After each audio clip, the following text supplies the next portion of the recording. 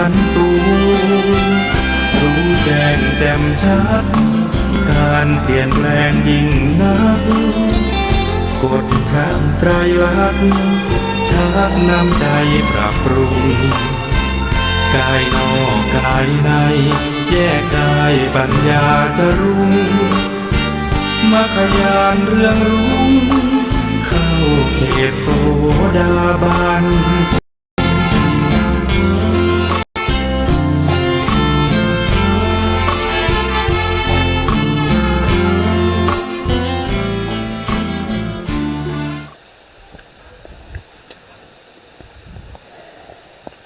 อะ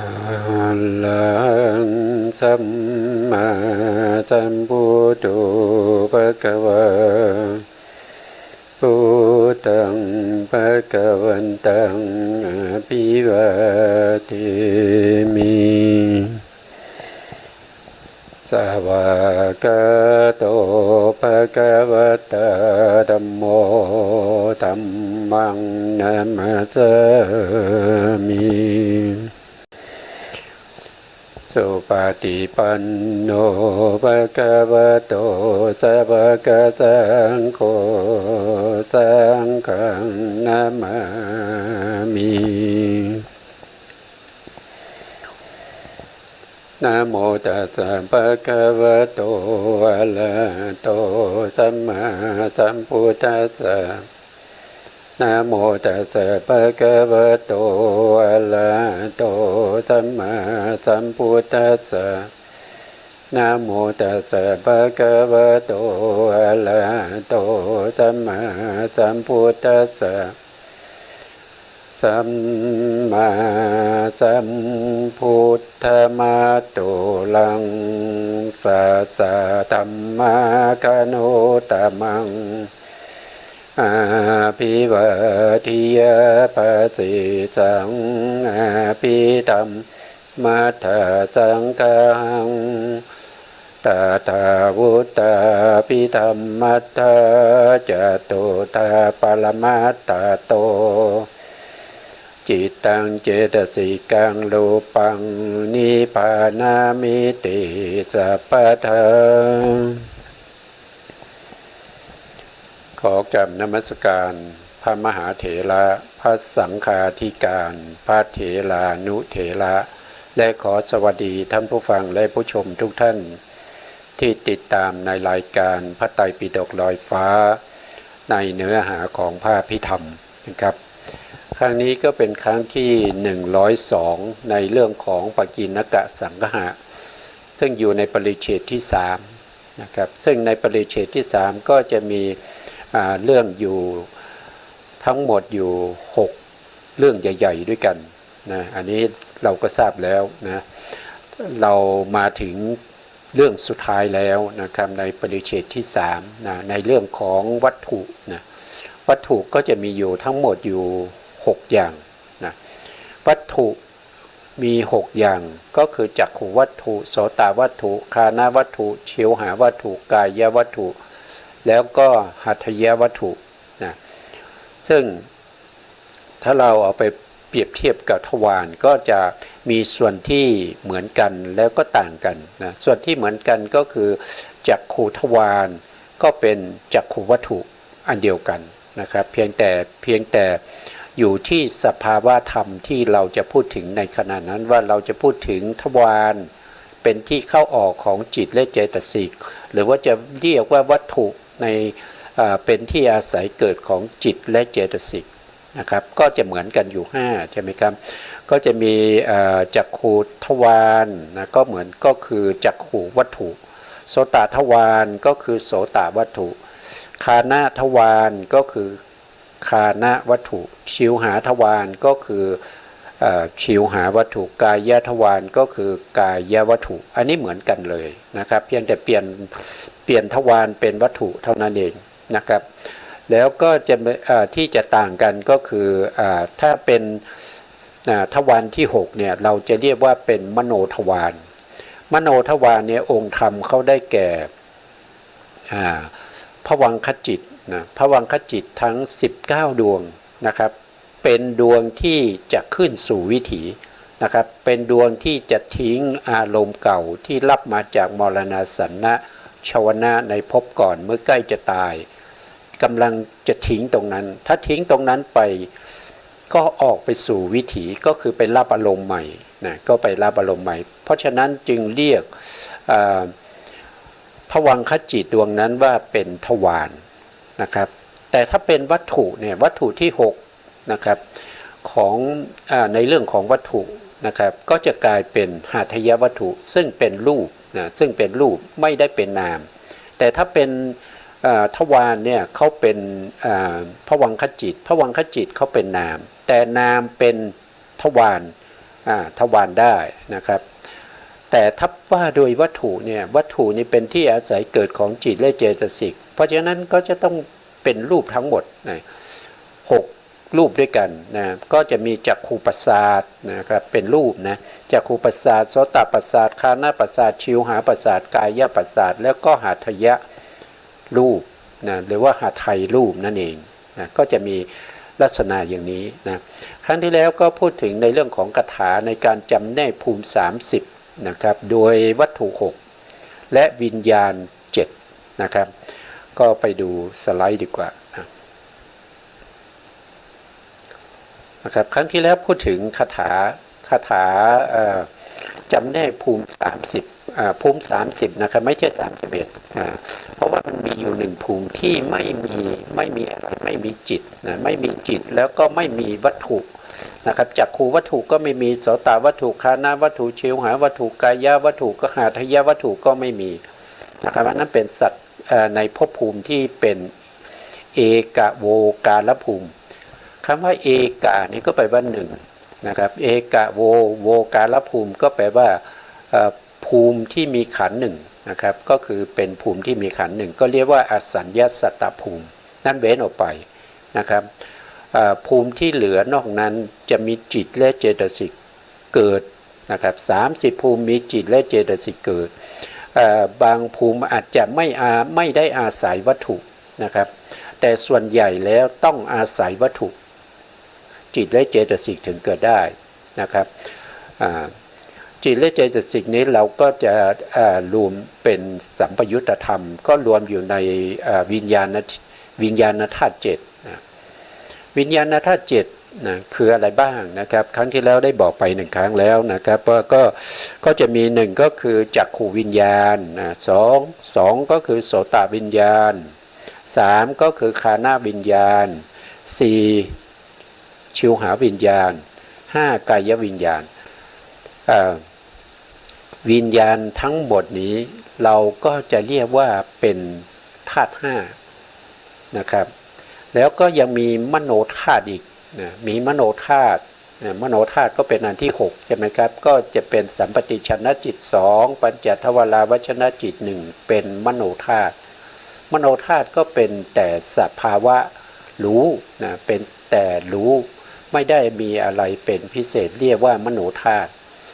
แล้วก็อันที่7ก็จะเป็นมโนวิญญาณธาตุมโนวิญญาณธาตุก็คือได้แ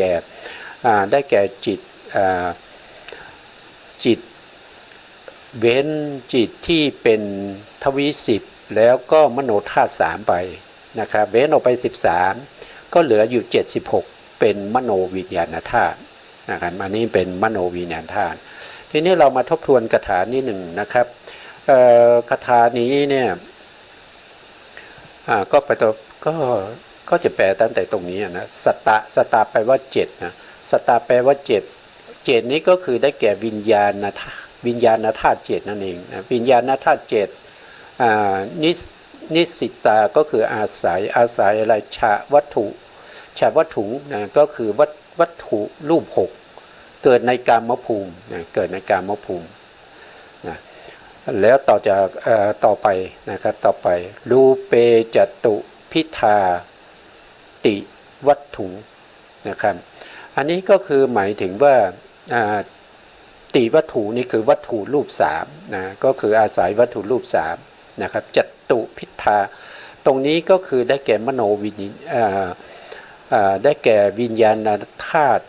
4นะครับวิญญาณธาตุ4วิญญาณธาตุ4อาศัย อาศัยวัตถุรูปสามนะครับเกิดในรูปภูมิเกิดในรูปภูมิเกิดในรูปภูมินะครับแล้วก็ยังมีส่วนมัตตาก็คือพึงทราบนะครับวิญญาณมโนวิญญาณหนึ่งนะมโนวิญญาณหนึ่งนะครับอาศัยวัตถุรูป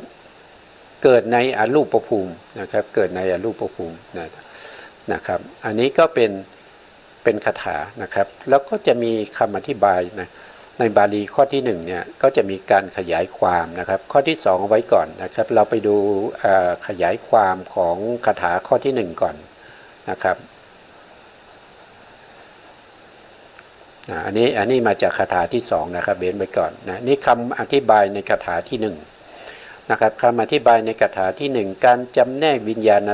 ธาตุ7นะครับที่เกิดในกามภูมิ11โดยวัตถุรูป6นะครับก็คือมาจากคาถาตรงที่ว่าฉะวัตถุนิสิตากาเมสตะนะครับก็คือได้วิญญาณธาตุ7ก็คือได้แก่จักขุวิญญาณจักขุวิญญาณธาตุนะอันนี้มีอยู่2ดวงนะก็คือจักขุวิญญาณนั่นเองเพียงแต่เปลี่ยนจากเติมนะครับเติมเข้าไปจักขุวิญญาณธาตุ2นะครับอาศัยจักขุวัตถุเกิดอาศัยจักขุวัตถุก็คือจักขุประสาทนั่นเองนะครับข้อที่2โสตวิญญาณธาตุ2นะครับอาศัยโสตวัตถุโสตวัตถุก็คือโสตประสาทนั่นเองนะข้อที่3นะคานะวิญญาณธาตุ2อาศัยคานะวัตถุเกิดอาศัยคานะวัตถุเกิดคานะวัตถุก็คือประสาทจมูกนะประสาทจมูกนะครับจิตที่เกิดขึ้นแล้วก็รู้กลิ่นนี่ก็อาศัยประสาทจมูกเกิดประสาทจมูกในขณะนั้นก็จะเรียกว่าเป็นคานะวัตถุคานะวัตถุนะครับชิวหานะครับข้อที่4ชิวหาวิญญาณธาตุ2อาศัยชิวหาวัตถุเกิดนะครับก็คือประสาทลิ้นนะชิวหาวัตถุนี่คือประสาทลิ้นนะครับชิวหาวิญญาณก็คือจิตที่เกิดขึ้นรู้อะไรรู้รสนะรู้รสอาศัยอะไรเกิดก็อาศัยชิวหาประสาทก็คือประสาทลิ้นนะเกิดขึ้นมารู้รสนะ5ก็คือกายวิญญาณธาตุ2นะอาศัยอะไรอาศัยกายวัตถุกายวัตถุก็คือประสาทกายก็จะมีอยู่ทั่วไปนะครับในร่างกายเราเนี่ยมีทั่วไป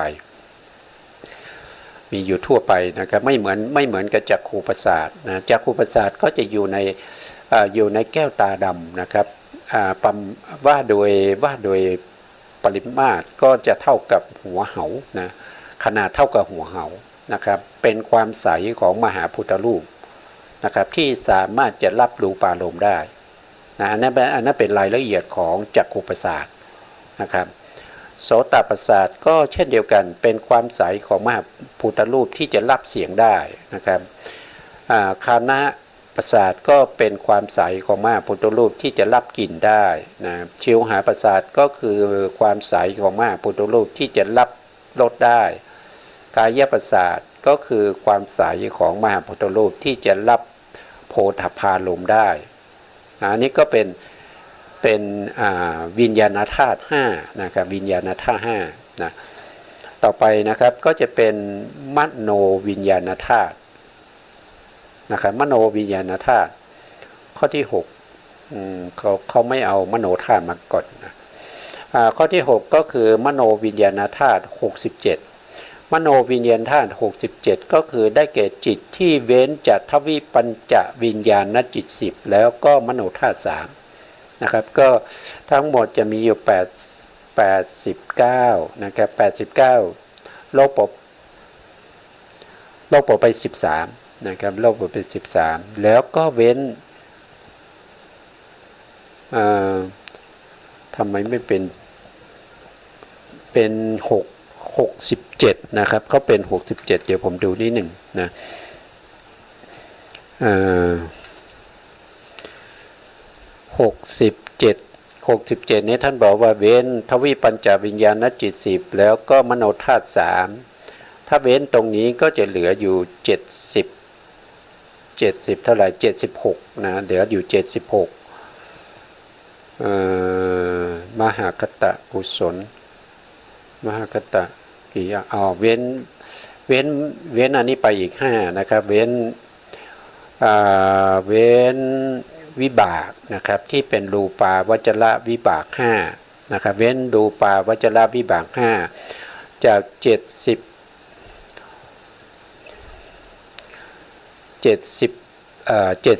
ใช่ไหมครับ89ลบ76ลบ13ก็เหลือ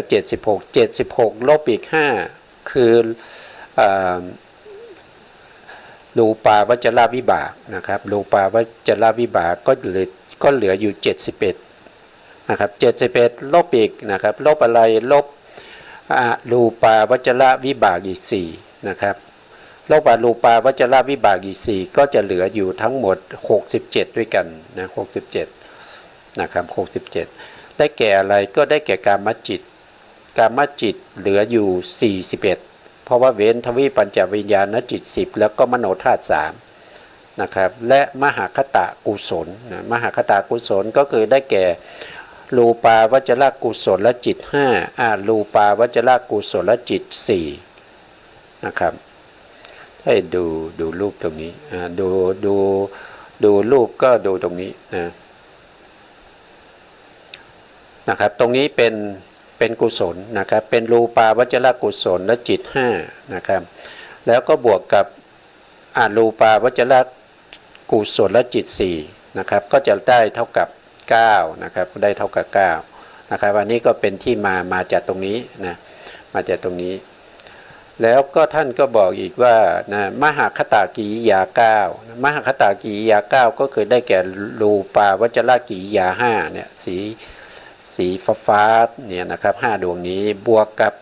รูปาวจรกิริยาอีก4นะครับก็จะมีนี้4ดวงรวมกันก็จะเป็น9นะครับรวมกันก็จะเป็น9แล้วท่านก็บอกอีกว่าโลกุตระตรงนี้น่าจะเติมคำว่าจิตลงไปนะโลกุตระจิตนะครับโลกุตระจิต8นะครับโลกุตระจิต8ก็คือมีมรรคจิต4มีผลจิต4รวมกันเป็น8อาศัยหาทายวัตถุเกิดอาศัยหาทายวัตถุเกิดนะครับที่ท่านไม่ได้พูดถึงนะครับท่านไม่ได้พูดถึงที่เว้นตรงนี้นะครับอย่างเช่นทวิปัญจวิญญาณจิต10นี่ก็อาศัยอะไรเกิดอาศัยวัตถุ5ข้างบนนี้นะครับ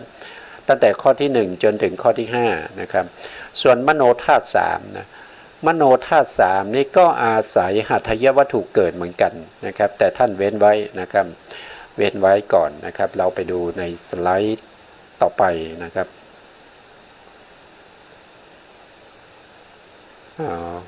อันนี้ท่านจำแนกในเรื่องของวิญญาณธาตุ4นะครับวิญญาณธาตุ4เกิดที่ไหนเกิดในรูปประพรหม15นะครับเดี๋ยวต้องกลับไปที่เดิมก่อนนะครับไปพูดถึงตรงนี้ก่อนนะมโนธาตุ3นะครับมโนธาตุ3นี่ก็อาศัยหัตถยวัตถุเกิดนะมโนธาตุ3นะครับอาศัยหัตถยวัตถุเกิดในกามภูมิต้องอาศัยหัตถยวัตถุเกิดแน่นอนนะครับแล้วก็ในรูปภูมิก็เช่นเดียวกันนะครับมโนธาตุ3เนี่ยต้องอาศัยหัตถยวัตถุเกิดนะครับในรูปภูมินะครับที่ในรูปภูมิเนี่ยก็จะมีมโนธาตุด้วยทำไมมีมโนธาตุก็มีจักขูวิญญาณด้วยนะครับจักขูวิญญาณธาตุเกิดในรูปภูมิได้นะครับโสตวิญญาณธาตุเกิดในรูปภูมิได้ก็จะต้องมีมโนธาตุนะครับก็จะต้องมีมโนธาตุนะเพราะฉะนั้นตรงนี้บวกเข้าไปอีก3นะครับก็เป็นเท่าไหร่ก็เป็น70ดวงนะครับที่อาศัยอะไรอาศัยหัตถยวัตถุเกิดจริงๆแล้วก็ต้องบวกอีกนะครับบวกอีก5ดวงด้วยกันนะครับ5ดวงนั้นก็คือได้แก่มาดูตรงนี้5ดวงก็คือได้แก่ตรงนี้ครับเนี่ยรูปาวจรวิบากรูปาวจรวิบากเนี่ยเขาอาศัยหัตถยรูปเกิดนะครับตรงเนี้ยเพราะว่าเขาเป็นรูปาวจรจิต นะครับเป็นจิตที่เกิดในรูปประพรหมรูปประพรหมนั้นเขามีรูปนะเขามีรูปแล้วรูปประพรหมก็มีอยู่ทั้งหมดที่ต้องมีหัตถยวัตถุเป็นที่อาศัยเกิดของจิตต่างๆเนี่ยก็จะมีอยู่20ก็จะมีอยู่15ภูมิเว้นอสัญญาสัตตภูมิไปนะครับตรงนี้จริงๆแล้วก็ต้องมีนะครับต้องมีตรงนี้ต้องบวกเข้าไปนะครับบวกมโนธาตุ3เข้าไปก็จะเป็น70นะเป็น70แล้วก็บวกรูปาวจระวิบากอีก5ก็เป็น75ดวงนะครับนะก็จะเป็นก็เป็น75ดวงนะแต่ใน75ดวงเนี่ยก็แยกออกมาเป็น2อย่างนะครับก็คือมโนวิญญาณธาตุมโนวิญญาณธาตุนี้ก็67บวกกับ5นะครับบวกกับ5ก็เป็น72ดวงนะเป็น72ดวงแต่ตรงนี้เป็นมโนธาตุเนี่ยเขาไม่ได้เป็นมโนวิญญาณธาตุ3นะครับก็อาศัยหัตถยวัตถุเกิดเช่นเดียวกันนะอันนี้ก็เข้าใจตามนี้นะต่อไปในสไลด์ต่อมาเนี่ยท่านพูดถึงวิญญาณธาตุ4นะครับวิญญาณธาตุ4ที่เกิดในรูปประพรหมนะที่เกิดในรูปประพรหมอาศัยวัตถุรูป3เกิดขึ้นนะครับก็คือตามคาถาที่1นะครับจตุพิธานะครับจตุพิธานี้ก็คือวิญญาณธาตุ4นะครับติวัตถุนิสิตาอาศัยติวัตถุก็คือวัตถุรูป3นะวัตถุรูป3นะครับแล้วก็รูเปก็คือรูปประพรหมนั่นเองนะครับวิญญาณธาตุ4มีอะไรบ้างนะครับก็มีอยู่ตรงนี้นะครับ1ก็คือจักขูวิญญาณธาตุมี2ดวงอาศัยจักขูวัตถุเกิดในรูปประพรหมนะเกิดในรูปประพรหม2โสตวิญญาณธาตุ2อาศัยโสตวัตถุเกิดในรูปประพรหมนะอันนี้เขาเกิดในรูปประพรหมได้นะครับส่วนคานะชิวหากายะเนี่ยมาเกิดในรูปประพรหมไม่ได้นะตามที่ได้เคยอธิบายไปแล้วถ้าจำไม่ผิดก็ครั้งที่แล้วนะครับเรื่องของคุณของจักขูวิญญาณนะครับแล้วก็โทษของจักขูวิญญาณจักขูวิญญาณมีคุณมากกว่าโทษนะครับเพราะฉะนั้นก็สามารถเกิดกับภพพรหมได้นะครับเพื่อจะดูพระสัมมาสัมพุทธเจ้านะแล้วก็โสตวิญญาณก็คือฟังเสียงก็คือเพื่อจะเอาไว้ฟังพระสัทธรรมของพระสัมมาสัมพุทธเจ้านะครับเพราะฉะนั้นก็มีนะแล้วก็มีมโนธาตุ3นะมโนธาตุ3อาศัยอะไรก็อาศัยหัตถยวัตถุนะหัตถยวัตถุเกิดขึ้นนะครับแล้วก็4ก็คือมโนวิญญาณธาตุ67นะมโนวิญญาณธาตุ67ก็คือได้แก่โลภะมูลจิต8นะโลภะมูลจิต8เกิดในรูปประพรหมได้นะครับแล้วก็โมหะมูลจิต2นะก็เกิดในรูปประพรหมได้สันติละนจิต3สันติละนาจิต3เนี่ยเขาทำหน้าที่สันติละนาในวิถีที่เป็นจักขุทวารวิถีแล้วก็มันโสตวิญญาณทวารวิถีได้นะแต่เขาไม่ทำหน้าที่ตถาลัมมณะในรูปประพรหมนะเพราะตถาลัมมณะเป็นจิตที่รับอารมณ์ต่อจากชวนะเนี่ยจะเกิดเฉพาะในกามภูมิเท่านั้นนะแต่เข้ามาเกิดสันติละนะมาเกิดในรูปประพรหมได้ก็เพราะว่าเขาทำหน้าที่สันติละนะในการไต่สวนอารมณ์ที่เป็นรูปารมณ์และก็สัทธารมณ์ได้นะแล้วก็มโนทวาราวชนะจิต1นะครับมโนทวาราวชนะจิต1ทำหน้าที่อาวชนะอารมณ์ให้แก่จักขูวิญญาณแล้วก็โสตวิญญาณนะแล้วก็หาสิตุปาทจิต1หาสิตุปาทจิตมีอันนี้ใช่หาสิตุปาทจิตเนี่ยเขามีอารมณ์ที่เป็นกามธรรมนะครับเป็นกามธรรมบางคนอาจจะถามว่าลูกประพรหมเนี่ยเขาเป็นพรหมใช่ไหม แล้วเอ่อเขายังมีอารมณ์ที่เป็นกามธรรมหรือตอบว่าใช่นะครับอย่างเช่นการเห็นเนี่ยการเห็นเนี่ยเห็นอะไรเห็นสีนะเห็นพระพุทธเจ้าเนี่ยตามสภาวะธรรมเนี่ยเห็นเป็นพระพุทธเจ้าไหมตอบว่าไม่ใช่นะครับการเห็นนะเขาเห็นสีนะแต่สีที่เห็นนะเป็นสีที่ติดอยู่ที่องค์พระสัมมาสัมพุทธเจ้านะครับสีที่ติดอยู่ในองค์พระสัมมาสัมพุทธเจ้าเนี่ยอันนั้นเป็นกรรมธรรมนะเป็นกรรมธรรมนะครับสีเป็นอะไรสีเป็นรูปนะครับเดี๋ยวนะครับตรงนี้นะมาดูตรงนี้นะตรงนี้นะเนี่ยรูป28นี่เขาเป็นกรรมธรรมนะเขาเป็นกรรมธรรมนะครับเพราะฉะนั้นพรหมที่มีจักขูวิญญาณเห็นรูปารมณ์เนี่ยนะครับเห็นรูปารมณ์เนี่ยรูปารมณ์เป็นกรรมธรรมนะครับรูปารมณ์เป็นสิ่งที่จักขูวิญญาณจิตนะครับหรือว่าวิญญาณธาตุสองเนี่ยเป็นผู้เห็นอะไรเห็นรูปารมณ์รูปารมณ์เป็นอะไรรูปารมณ์เป็นรูปนะเป็นรูปหนึ่งในรูป28แล้วรูป28ทั้งหมดนี้เป็นกรรมธรรมเพราะฉะนั้นรูปารมณ์ก็ต้องเป็นกรรมธรรมไปด้วยเพราะฉะนั้นหาสิตุจึงเกิดได้เพราะหาสิตุนี้เป็นจิตที่รับ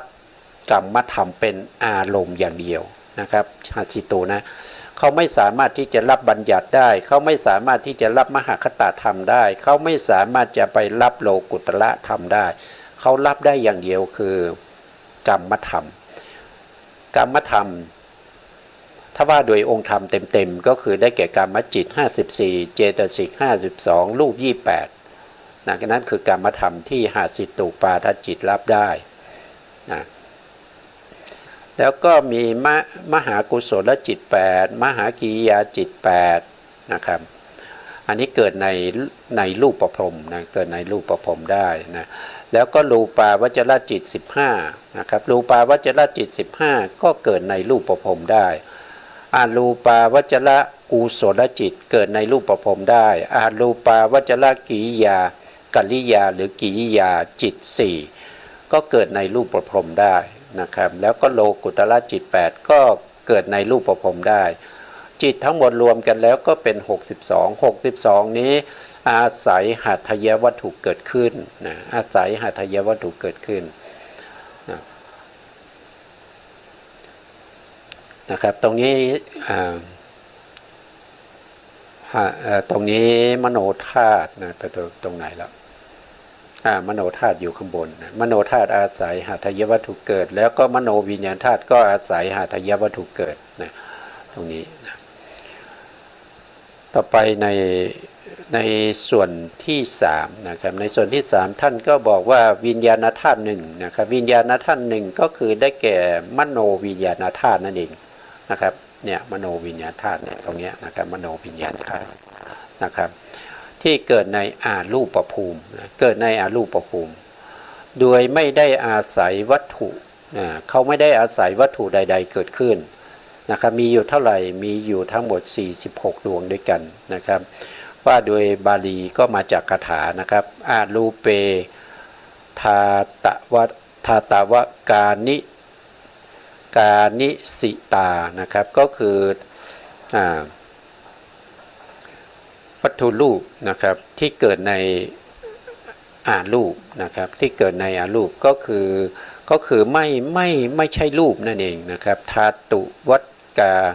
นิสิตานะครับก็ไม่ใช่รูปนะครับคือในอารูปภูมิเนี่ยจิตเกิดขึ้นโดยไม่ได้อาศัยวัตถุใดๆเกิดขึ้นนะครับมีอยู่ทั้งหมด46ดวงด้วยกันนะครับ46ดวงนั้นก็เป็นมโนวิญญาณธาตุ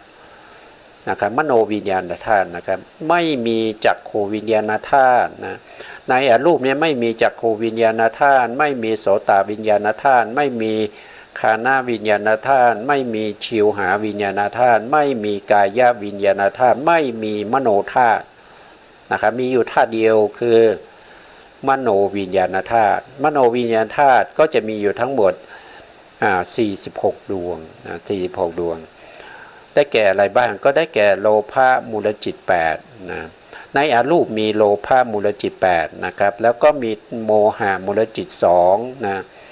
แล้วก็มีมโนทวาราวชนะจิต1มหากุศลจิต8มหากิริยาจิต8นะครับแล้วก็อารูปาวจรจิต12นะครับแล้วก็โลกุตระจิต8เว้นโสดาปฏิมัคคจิต1นะเว้นโสดาปฏิมัคนะ1ดวงนะย่อมเกิดขึ้นได้ในย่อมเกิดขึ้นโดยไม่อาศัยวัตถุอย่างใดอย่างหนึ่งเกิดในอารูปภูมินะเกิดในอารูปภูมินะเกิดในอารูปภูมิตรงนี้ทำไมต้องเว้นโสดาปฏิมัคนะตรงนี้ต้องเว้นโสดาปฏิมัคนะเกิดไม่สามารถเกิดในอารูปภูมิได้นะครับโสดาปฏิมัคเนี่ยโสดาปฏิมัคดวงนี้นะครับไม่สามารถจะไปเกิดในอารูปภูมิได้ทำไมเป็นอย่างนั้นนะครับก็เพราะว่าโสดาปฏิมัคจะเกิดขึ้น ขออภัยนะครับโสดาปฏิมัคเนี่ยเขาจะเกิดขึ้นได้จะต้องมีกำลัง2อย่างนะครับกำลังที่เป็นรูปและก็เป็นนามนะครับเพราะฉะนั้นผู้ที่เขาเจริญในเรื่องของวิปัสสนาเนี่ยผู้ที่จะบรรลุโสดาบันได้เนี่ยจะต้องมีอารมณ์ที่เป็นรูปเป็นนามด้วยนะครับถ้ามีแต่นามอย่างเดียวเนี่ยโสดาปฏิมัคเกิดไม่ได้ถ้าท่านเจริญรูปอย่างเดียวนะครับโสดาปฏิมัคก็เกิดไม่ได้เมื่อโสดาปฏิมัคเกิดไม่ได้โสดาปฏิผลโสดาปฏิผลสกทาคามีมรรคสกทาคามีผลอนาคามีมรรคอนาคามีผลอรหันตมรรคอรหันตผลอย่าหวังเลยนะครับเกิดไม่ได้นะเพราะว่าโสดาปฏิมรรคไม่เกิดนะครับเพราะฉะนั้นมรรคอื่นๆที่อยู่เบื้องบนเนี่ยก็จะเกิดไม่ได้แล้วนะเพราะว่าโสดาปฏิมรรคนี่จะต้องเป็นตัวแรกที่จะเกิดแก่ปุถุชนแล้วก็เปลี่ยนจากปุถุชนไปเป็นพระอริยะบุคคลอันดับแรกต้องเป็นโสดาปฏิมรรคเพราะฉะนั้นโสดาปฏิมรรคก็จะเกิดได้ในภูมิที่เป็นเรียกง่ายๆก็คือปัญจโวการภูมินะครับในปัญจโวการภูมิเนี่ยโสดาปฏิมรรคเกิดได้ตามสมควรแก่ภพภูมินั้นนะครับถ้าเป็นอบายภูมิก็มีขันธ์5เหมือนกันนะอย่างเดรัจฉานเนี่ยเป็นสัตว์ที่เกิดใน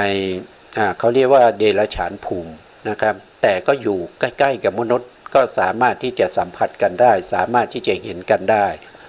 นะครับแต่บางอย่างเราไม่เห็นนะครับเราไม่สามารถเห็นได้แต่เป็นเดรัจฉานเหมือนกันนะครับโสดาปฏิมรรคเนี่ยจะไม่เกิดกับพวกที่เป็นเดรัจฉานถึงแม้จะอยู่ภพภูมิเดียวกันกับมนุษย์ก็ตามจะไม่เกิดแก่เดรัจฉานไม่เกิดแก่เปรตนะครับเปรตไม่เกิดแก่อสุรกายนะครับอสุรกายที่เป็นประเภทที่เป็นเขาเรียกว่าเป็นนิรยะอสูรนะครับหรือว่าเปตะอสูรก็คืออสูรที่เป็นเปรตหรือว่าอสูรที่เป็นสัตว์นรกนะครับโสดาปฏิมรรคก็เกิดไม่ได้นะครับแล้วก็บุคคลที่เป็นผู้ที่เกิดด้วยทวิเหตุกะนะครับก็คือผู้ที่เกิดด้วยเหตุ2นะมีปฏิสนธิจิตที่เป็นมาดูเป็นมนุษย์กับเทวดาตรงนี้นะครับก็คือมหาวิบากที่ทำให้ไปเกิดเป็นมนุษย์กับเทวดานั้นมีขันธ์5นะครับก็4ดวงข้างหลังเนี่ยเป็นญาณวิปยุตนะเป็นญาณวิปยุต4ดวงข้างหลังนี้ถ้าใครมาเกิดด้วยจิต4ดวงนี้ไม่ว่าจะเป็นมนุษย์เป็นเทวดาจะอยู่ในชั้นไหนก็ตามนะครับที่เป็นมนุษย์กับเทวดาไม่สามารถจะบรรลุโสดาบันได้นะครับไม่สามารถจะทำฌานอภิญญาให้เกิดขึ้นได้นะครับเพราะว่าพื้นฐานของปฏิสนธิภวังคจิตแล้วก็จุติจิตของบุคคลนั้นไม่ได้ประกอบด้วยปัญญาคือไม่มีปัญญาประกอบ จึงทำให้ไม่สามารถที่จะเจริญสมาธิให้ได้ฌานได้แม้กระทั่งอุปจารสมาธิก็ไม่สามารถทำได้อันนี้เป็นจิตที่ทำใครได้ไปแล้วนะครับก็ถือว่าภพชาตินั้นท่านจะไม่สามารถจะทำฌานได้ไม่สามารถที่จะเจริญวิปัสสนาให้เห็นรูปเห็นไม่สามารถที่จะเจริญวิปัสสนาให้ได้โสดาบันได้นะครับการเห็นรูปเห็นนามก็เห็นได้นะเห็นได้นะแต่ไม่สามารถจะทำให้การเห็นรูปเห็นนามนั้นปรากฏชัดเจนเหมือนกับบุคคลที่เข้าได้วิปัสสนาญาณไม่เหมือนกันนะครับไม่เหมือนกันนะครับผู้ที่สามารถเห็นเนี่ยก็คือเห็นได้โดยทั่วไปนะครับอย่างเช่นเรากระทบกับโต๊ะนะครับเราก็รู้สึกถึงความแข็งความอ่อนของโต๊ะนะครับอันนั้นเป็นวิเศษลักษณะของโพธพารมณ์นะครับโพธพารมณ์ที่เป็นปัทวีโพธพารมณ์นะครับเวลาเรากระทบแล้วก็พบกับความแข็งผู้ที่เกิดด้วยมหาวิบากที่เป็นญาณวิปยุตที่ไม่ประกอบด้วยปัญญาก็สามารถรู้ได้นะครับถ้าเขากระทบกับโต๊ะเขาก็รู้ว่ามันแข็งเขาสามารถรู้ได้สามารถรู้วิเศษลักษณะของโพธพารมณ์ที่เป็นปัทวีโพธพารมณ์ได้แต่เขาไม่สามารถจะเจริญในเรื่องของรูปนามให้ติดต่อเนื่องกันไปจนเข้าถึงสมาธิที่เป็นอุปจารสมาธิไม่ได้ทำไมไม่ได้ก็ว่าพื้นฐานเขาเนี่ยเขาได้ปฏิสนธิจิตมาไม่มีปัญญาประกอบเพราะฉะนั้นปฏิสนธิจิตนั้นไม่มีกำลังที่จะทำให้สมาธิของบุคคลคนนั้นเข้าถึงความเป็นอุปจารสมาธิได้นะครับอันนี้ก็เป็นเรื่องที่น่าเสียดายนะครับเรามาเกิดเป็นมนุษย์แล้วนะครับกว่าจะได้เกิดเป็นมนุษย์มันก็แสนจะยากนะครับได้เกิดมาแล้วก็ได้ทวิเหตุกะมาได้เป็นญาณวิปยุตมานะครับคือไม่ประกอบด้วยปัญญาแต่ก็ไม่เป็นไรนะครับเพราะว่าเราได้ความเป็นมนุษย์มาแล้วเราก็สามารถที่จะสร้างให้ปฏิสนธิจิตในภพหน้าของเราเนี่ยให้มีปัญญาประกอบก็คือให้เป็นประเภทที่เป็นญาณสัมปยุตได้นะครับด้วยการเจริญวิปัสสนาถึงแม้เราจะไม่สามารถที่จะได้วิปัสสนาญาณก็ตามนะครับเราไม่ท้อถอยนะครับเราไม่ท้อถอยเพื่อไว้ในภพหน้านะครับเพื่อไว้ในภพหน้าเราได้มาเกิดเป็นมนุษย์นะครับเราก็จะมีปฏิสนธิจิตที่เป็นญาณสัมปยุตนะครับเป็นเบื้องบาทนะเป็นเบื้องบาทให้เราได้ญาณสัมปยุตจิตต่อไปนะครับเพราะฉะนั้นก็ไม่ต้องเสียใจนะครับได้ในภพนี้เป็นญาณวิปยุตนะครับภพหน้าถ้าเราไม่ปฏิบัติในภพนี้เราไม่เจริญวิปัสสนาเราไม่เจริญสมาธิในภพนี้ในภพหน้าอย่าหวังว่าเราจะได้ญาณสัมปยุตเลยนะครับแม้กระทั่งญาณวิปยุตเราก็อาจจะไม่ได้นะเราอาจจะไม่ได้นะครับเราอาจจะไปได้ปฏิสนธิที่เป็นอุเบกขาสันติละนะจิตสองดวงใดดวงหนึ่งนะครับเนี่ยสองดวงนี้ดวงใดดวงหนึ่งดวงข้างบนนี้ไปเกิดในอบายสี่ดวงข้างล่างนี้มาเกิดในเมืองมนุษย์แล้วก็เทวดาที่อยู่ตามพื้นแผ่นดินนะครับเนี่ยเป็นมนุษย์ก็ไม่สมบูรณ์นะครับไม่สมบูรณ์ทั้งสติปัญญานะครับเป็นบุคคลที่อาจจะเป็นนะครับหรือว่าอาจจะเป็นบุคคลพิเศษหรือว่าอาจจะตาบอดหรือหูหนวกได้นะครับถ้าเราไม่ถือโอกาสความเป็นมนุษย์ในการเจริญวิปัสสนาหรือสมาธินะครับนะ เพื่อไว้เป็นเบื้องบาทให้เราได้ปฏิสนธิที่เป็นญาณวิปยุตในภพต่อไปนะครับอันนี้ก็มันไม่มีทางอื่นนะครับมันมีทางนี้ทางเดียวนะครับที่เราจะทำให้หลุดพ้นไปจากการเวียนว่ายตายเกิดก็ต้องดำเนินไปตามนี้นะต้องดำเนินไปตามนี้นะครับวันนี้ก็เราก็พูดถึงในเรื่องของโสดาปัตติมรรคนะครับก็จบไปแล้วนะครับทีนี้เราก็มาเพิ่มเติมนิดหนึ่งนะครับว่าผู้ที่มาเกิดเป็นในกามภูมิเนี่ยนะในกามภูมินะครับในกามภูมิเนี่ยมีจิตอะไรบ้างที่เกิดได้นะครับในกามภูมินะในกามภูมินี้ก็มีทั้งในส่วนที่เป็นทุกขติภูมินะครับทุกขติภูมิก็คือได้แก่อบายภูมิ4นะครับเอาขั้นแรกก่อนนะครับในสุคตินะครับกามภูมิที่เป็นสุคติภูมิมีอยู่7ภูมินะมีอยู่7ภูมิก็คือมนุษย์1นะมนุษย์1นะครับมนุษย์1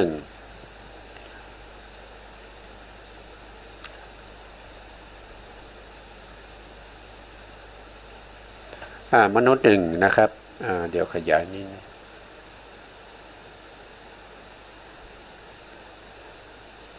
นะครับมนุษย์1นะ7ภูมินี้เราเรียกว่าเป็นกามสุคติภูมิ7นะครับมีมนุษย์1แล้วก็มีเทวดาอีก6ชั้นนะ6ชั้นรวมแล้วก็เป็น7นี้เราเรียกว่าเป็นกามสุคติภูมิ7นะกามสุคติภูมิ7เนี่ยถ้าเราพูดถึงว่ามีจิตอะไรเกิดได้บ้างนะครับจิตที่สามารถจะเกิดในกามสุคติภูมิ7เนี่ยก็จะมีอยู่ทั้งหมดจิตทั้งหมดเนี่ยมีอยู่89ใช่ไหมครับมีอยู่89เว้นออกไป9ดวงนะครับเว้นออกไป9ดวงนะครับ9ดวงนั้นก็คือได้แก่ตรงนี้นะก็คือรูปาวจรวิบาก5แล้วก็อรูปาวจรวิบาก4อันนี้เขาไม่สามารถจะเกิดในกามภูมิได้นะครับอย่างเช่นรูปาวจรวิบากเนี่ยจะต้องเกิดเฉพาะในภพภูมิที่เป็นพรหมเท่านั้นเป็นรูปประพรหมเท่านั้นนะครับเป็นรูปประพรหมเท่านั้นจะมาเกิดในเมืองมนุษย์หรือเทวดาไม่ได้นะครับจิต5ดวงนี้แล้วก็จิต4ดวงก็คือรูปาวจรวิปากจิต4อันนี้ก็เกิดเฉพาะในรูปประภูมิเท่านั้นเป็นจิตที่ประจำอยู่ในรูปประภูมิจะไปเกิดที่อื่นไม่ได้นะครับจะไปเกิดที่อื่นไม่ได้เช่นมาเกิดในเมืองมนุษย์หรือว่าจะเกิดในเทวดาหรือว่าเกิดในรูปประพรหมก็ไม่ได้นะต้องเกิดที่เดียวก็คือรูปประพรหมก็เรียกว่าเป็นรูปาวจรวิปากจิต4นะครับอันนี้จะเกิดไม่ได้นะครับนอกนั้นเกิดได้หมดเลยนะนอกนั้นสามารถเกิดในกามภูมิเกิดในกามสุคติภูมิ7ได้นะครับไม่ว่าจะเป็นโสดาปัตติมรรคนะครับสกทาคามีมรรคอนาคามีมรรคอรหันตมรรคหรือว่าเป็นผลนะครับมรรคจิต4ผลจิต4เกิดได้นะแล้วก็รูปาวจรกุศลจิต5เกิดได้แล้วก็รูปาวจรกิริยาจิตเกิดได้นะอรูปาวจรกุศลก็เกิดได้อรูปาวจรกิริยาก็เกิดได้นะเกิดได้ในกามภูมิต้องเป็นสุคตินะสุคติภูมิ7นะแล้วก็มหากิริยาก็เกิดได้นะครับมหาวิบากเกิดได้นะแล้วก็มหากุศลเกิดได้นะครับอเหตุกากิริยาเกิดได้นะครับแล้วก็พวกที่เป็นอเหตุกะจิต18นี้ทั้งหมดเลยนะครับเกิดได้แล้วก็รูปเนี่ยโทษทีนะครับอกุศลนะอกุศลและจิต12เกิดได้นะครับเพราะนั้นจิตที่เกิดได้ในกามสุคติภูมิ7เนี่ยก็จะมีเท่ากับ80ดวงนะครับก็จะมีอยู่80ดวงนะครับสามารถเกิดในกามภูมิได้นะครับแล้วก็เกิดในกามภูมิเขาก็ต้องอาศัยวัตถุนะครับวัตถุที่เป็นที่อาศัยเกิดของจิต80ดวงนั้นก็ ก็คือวัตถุรูป6นั่นเองนะครับมีจักขุวัตถุโสตวัตถุคานะวัตถุชิวหาวัตถุกายวัตถุแล้วก็หัตถยวัตถุเกิดในกามสุคติภูมิ7นะครับเกิดในกามสุคติภูมิ7นะบางท่านอาจจะถามว่าแล้วในอบายนะอบายก็คือภูมิที่เป็นทุกขตินะเป็นทุกขติภูมิ4ภูมิด้วยกันนะก็จะมีนิรยภูมินะนิรยภูมิก็คือได้แก่พวกที่เป็นสัตว์นรกนะครับเป็นนรกนะครับเปติภูมิก็คือเป็นเปรตนะอสุรกายนะก็เป็นอสุรกายแล้วก็ติรัญฉานเนี่ยก็เป็นเดรัจฉานนะครับ4ภูมินี้มีจิตอะไรบ้างเกิดได้นะครับก็ตอบว่ามีอกุศลจิต12เลยเกิดได้นะครับแล้วก็มีอาเหตุกะจิต17นะครับอาเหตุกะจิต17เว้นหัสสิตุปาทจิต1นะครับเกิดได้นะเว้นหัสสิตุปาทจิต1นี่เว้นนะครับแล้วก็มหากุศลก็เกิดได้นะมหากุศลก็เกิดได้ทั้ง8เลยนะครับทั้ง8เลยนะแล้วก็นอกนั้นเกิดไม่ได้แล้วนะครับอย่างเช่นมหาวิบากนี้เกิดไม่ได้นะในอบายภูมิ4เนี่ยมหาวิบาก8นี่เกิดไม่ได้มหากิริยา8เกิดไม่ได้นะครับรูปาวจรจิต15เกิดไม่ได้อรูปาวจรจิต12เกิดไม่ได้มรรคจิต4แล้วผลจิต4ก็เกิดไม่ได้นะครับเพราะฉะนั้นจิตที่จะเกิดได้ในอบายภูมิเนี่ยก็จะมีอยู่เท่าไหร่นะมีอกุศลจิต12นะครับแล้วก็บวกกับมหากุศลจิต8ก็เป็น20นะ20บวกกับ17ก็เป็นเท่าไหร่เป็น37ดวงนะครับเกิดในอบายภูมิได้นะครับเว้นอเหตุกะนี้เว้นหัสสิตุปาทจิตไป1นะครับเว้นหัสสิตุปาทจิตไป1นะครับรวมแล้วเขาสามารถเกิดได้อยู่37นะครับ37ดวงด้วยกันนะ37ดวงก็คืออกุศลจิต12นะครับอเหตุกะจิต17นะครับเว้นหัสสิตุปาทจิต1แล้วก็มหากุศลจิต8นะมหากุศลจิต8นะนอกนั้นเกิดไม่ได้เลยในอบายนะครับในอบายสัตว์นะทีนี้ถ้าเรามาดูในส่วนที่เป็นรูปประพรหมนะครับรูปประพรหมพวกที่เป็นพรหมนะครับก็จะมีอยู่ทั้งหมด15ชั้นด้วยกันเว้นอสัญญสัตตภูมิ1นะครับก็จะมีปฐมฌานก็จะมีปริสัชชาปุโรหิตตาพวกนี้เป็นพรหมนะครับผมไม่ได้พูดพรหมนะปริสัชชาพรหมนะครับปุโรหิตตาพรหมมหาพรหมนะแล้วก็ปริตตาภาพรหมนะครับแล้วอัปปมานาภาพรหมนะอภัสราพรหมนะแล้วก็ปริตตสุภาพรหมอัปปมาณสุภาพรหมสุภากินหาพรหมเวหาพลาพรหมอวิหาพรหมสุอัตตปาพรหมสุทัสสาพรหมสุทัสสีภูมิอาการนิฐาพรหมนะเพราะนี้เป็นพรหมเป็นรูปประพรหมนะเป็นรูปประพรหมมีอยู่15ชั้นทีนี้ใน15ชั้นนี้อะไรเกิดได้อะไรเกิดไม่ได้นะครับเอาเกิดไม่ได้ก่อนนะเกิดไม่ได้ในพวกนี้พวกที่เป็นรูปประพรหม15ชั้นนี้นะครับก็คือตรงนี้เลยนะครับพวกที่เป็นโทสะนะครับโทสะเกิดไม่ได้นะครับในรูปประพรหมนะครับโทสะมนจิต2เกิดไม่ได้นะครับแล้วก็คานาวิญญาณจิต2เกิดไม่ได้ชิวหาวิญญาณจิต2เกิดไม่ได้กายวิญญาณจิต2เกิดไม่ได้นะครับรวมแล้วเท่าไหร่เกิดไม่ได้ก็เป็น8ดวงแล้วนะก็8ดวงนี้เกิดไม่ได้นะครับในรูปประพรหมนะแล้วก็มีนี้เกิดไม่ได้ด้วยนะครับมหาวิบากก็เกิดไม่ได้นะมหาวิบากก็เกิดไม่ได้นะครับแล้วก็อารูปวิบากก็เกิดไม่ได้นะอารูปวิบากเกิดไม่ได้นะครับมรรคจิตเกิดได้ผลจิตเกิดได้นะครับเพราะฉะนั้นเกิดไม่ได้ตรงนี้ก็จะมีเท่าไหร่ก็มีอารูปประภูมิ4นะครับอารูปประภูมิ4เกิดไม่ได้ในรูปประพรหมนะตรงนี้เกิดไม่ได้นะครับอันนี้เกิด พวกที่เป็นรูปาวจรจิต15เกิดได้มหากิริยาเกิดได้นะครับแล้วก็มหาวิบากเกิดไม่ได้นะมหาวิบากเนี่ยเกิดไม่ได้นะครับมหาวิบากเกิดไม่ได้มหากุศลเกิดได้นะหาสิตุปาทจิตเกิดได้นะครับแล้วก็อเหตุกาจิตเนี่ยเกิดไม่ได้อยู่6ดวงนะครับเกิดไม่ได้อยู่6ดวงก็คือคานาวิญญาณจิตชิวหาวิญญาณจิตกายวิญญาณจิตนะครับเกิดไม่ได้นะครับเกิดไม่ได้6ดวงนะครับ6ดวงแล้วก็จะมีโทสะอีก2ดวงเกิดไม่ได้นะมีโทสะอีก2ดวงเกิดไม่ได้นะครับเพราะฉะนั้นสรุปแล้วเนี่ยรูปประพรหมเนี่ยจิตที่เกิดในรูปประพรหมไม่ได้มีอยู่20ดวงนะครับมีอยู่20ดวงนะเพราะฉะนั้นก็ง่ายส่วนที่เหลือก็เอา20ไปลบ89นะครับก็จะเหลืออยู่69ดวงด้วยกันสามารถเกิดในรูปประพรหมได้นะครับสามารถไปเกิดในรูปประพรหมได้69นะครับ69ดวงก็คือได้แก่โลภะมูลจิต8เกิดในรูปประพรหมได้นะครับรูปประพรหมนี้เขามีพระอริยะด้วยนะครับอันนั้นตามสมควรนะครับอันนี้ว่าโดยรวมไปก่อนนะ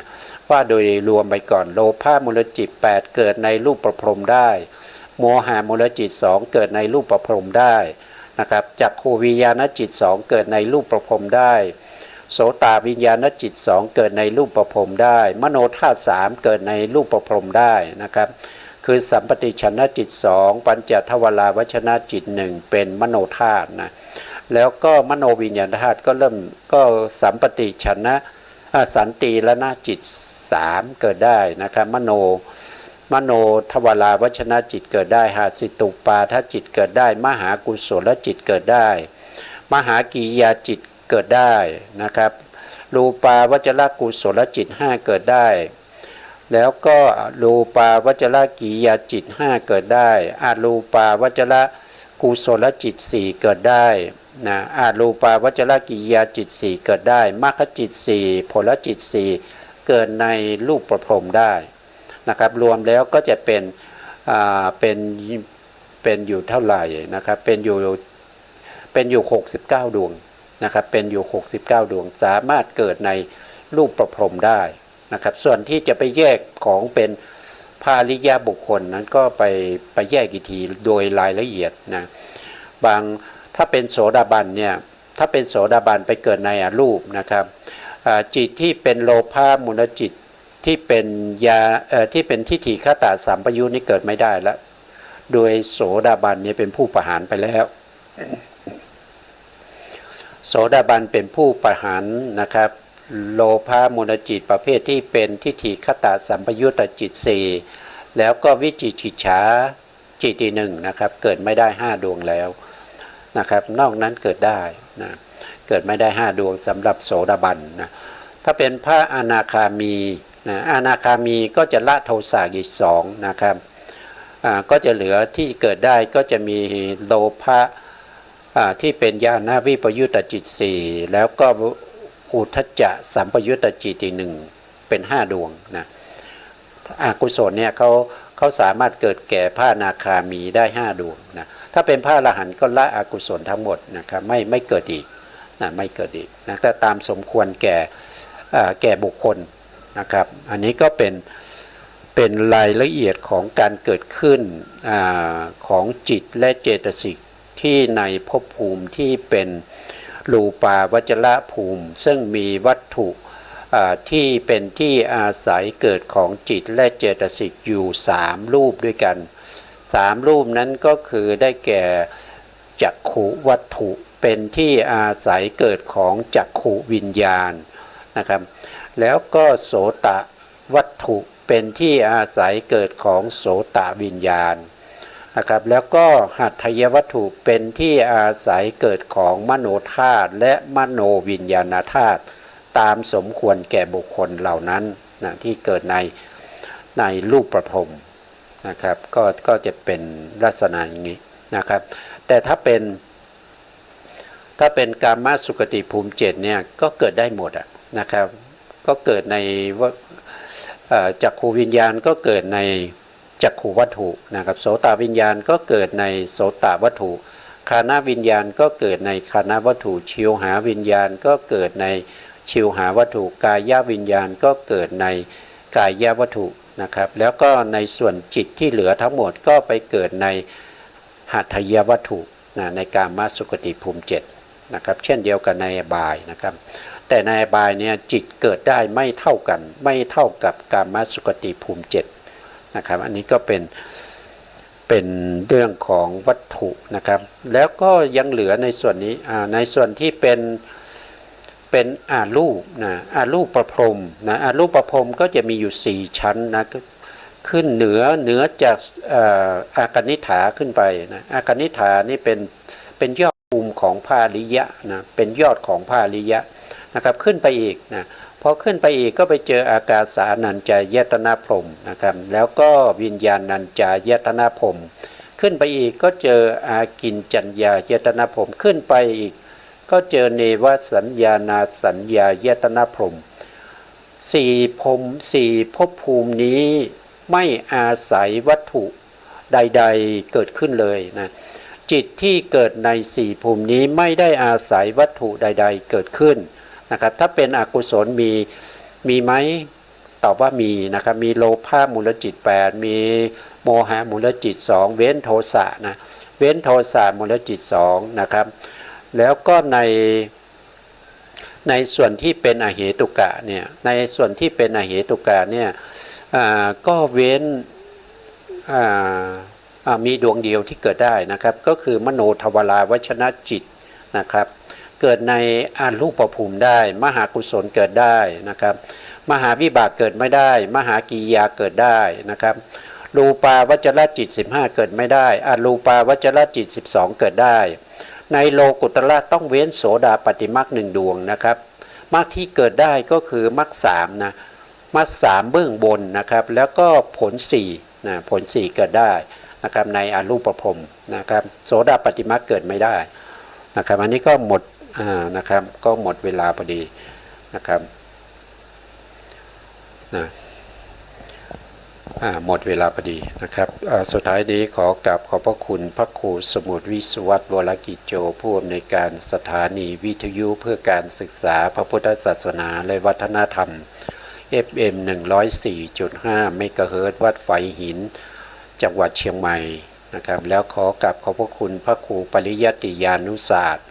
ขอบคุณท่านผู้ฟังและผู้ชมทุกท่านที่ติดตามในรายการพระไตรปิฎกลอยฟ้าในเนื้อหาของพระอภิธรรมนะครับพบกันใหม่ในโอกาสต่อไปครับสวัสดีครับ